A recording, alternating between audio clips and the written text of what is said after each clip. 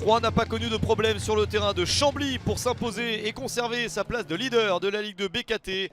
Les Troyens gagnent 3-0 sur le terrain de leur adversaire. Premier but de Johan Tousgar à la 39e minute. C'est son 12e de la saison et son 4e de suite. Tousgar obtient ensuite un penalty 2 minutes après son but. Il permet à Umut Bozok de marquer son premier but sous les couleurs de l'Estac. Chambly joue à 10. Et en seconde période, Brandon Dominguez porte le score à 3-0, victoire large du leader. Clermont est un séduisant deuxième du championnat et profite des difficultés guingampaises pour gagner très largement. Les trois attaquants de Clermont ont encore tous marqué. Le premier est pour Jim Alevina, le deuxième pour Jodel Dossou. Ces deux hommes portent leur total respectif à 10 unités. Guingamp reçoit un carton rouge et ça devient encore plus facile pour Clermont en seconde période. Mohamed Bayo marque son but, le meilleur buteur du championnat porte son total à 17 unités. Jonathan Iglesias, après l'heure de jeu, porte le score à 4-0. Puis Jordan Tell pour le 5-0 et son premier but sous les couleurs de Clermont en Ligue 2 BKT.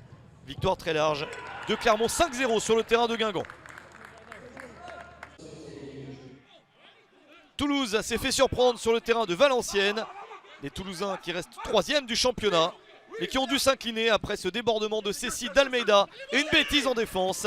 Baptiste Guillaume en profite. 10e but de la saison pour Baptiste Guillaume et c'est le seul but du match. Beaucoup d'opportunités pour Toulouse dans cette partie, mais le TFC n'a jamais pu marquer. Jérôme Prior s'est interposé et Valenciennes a pu conserver son avantage jusqu'au bout.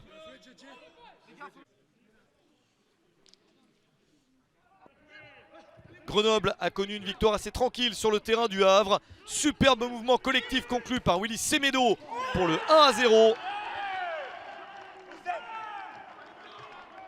On joue depuis 17 minutes seulement.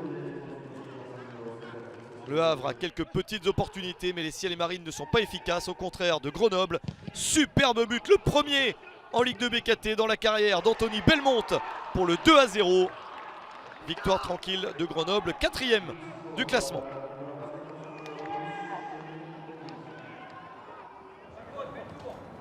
Le Paris FC est passé de la 6e à la 5e place grâce à son succès contre Dunkerque. Pourtant, les nordistes ont eu quelques petites chances, mais les Parisiens se sont arrachés et y ont cru jusqu'au bout. Le but vainqueur est inscrit à la 90e minute par Ali Abdi. C'est son 7e but de la saison et un but d'une grande valeur donc, puisqu'il permet au Paris FC de retrouver la 5e place du championnat.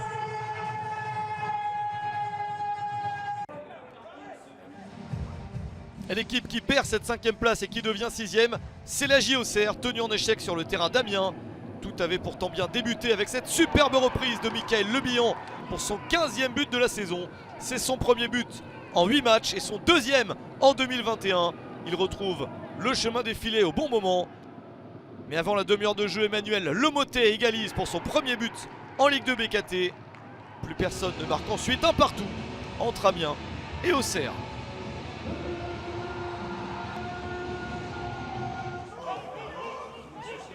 Bon résultat pour Sochaux sur le terrain de Niort. Les Sochaliens prennent le devant avec ce centre de Weisbeck et la reprise victorieuse de Steve Ambry.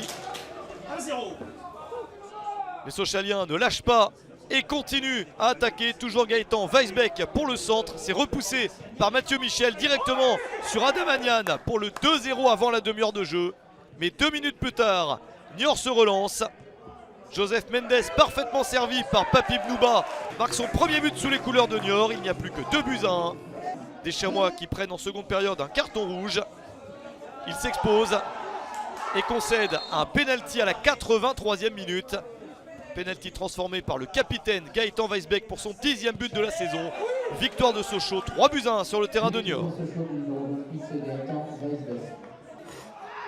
La Ajaccio a obtenu un très bon résultat dans sa course au maintien contre un rival direct, Rodez.